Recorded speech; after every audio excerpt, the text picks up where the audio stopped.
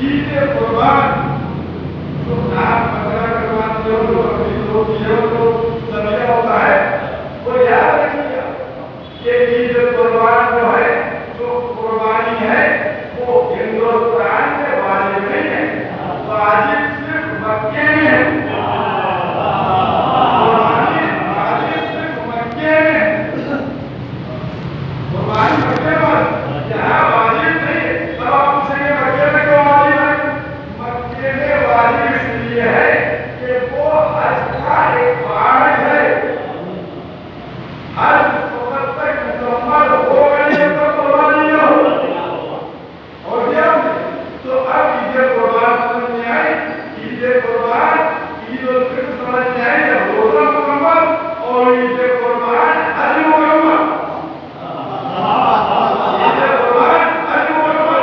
تو اب دو عیدیں تو پتہ چلی، اچھا یہ روزہ اور حج ہے کیا؟ حج ہے کیا؟ اگر آپ کے مشہور میں پڑھا ہوگا تو اصول دین اور فروع دین کی بات ہوتی ہوگی تو یہ دونوں کیا ہے؟ فروع دین میں، فروع دین حج بھی فروع دین، روزہ بھی فروع دین ہے۔ تو جب فروع دین کی تکمیل ہوئی تب عید منائی، اور جب اصول دین کی تکمیل ہوئی سبحان اللہ، کیا کہہ رہا ہو، سبحان اللہ، سبحان اللہ۔ حضرت ولی اللہ، حضرت ولی اللہ، حضرت ولی اللہ، آلے۔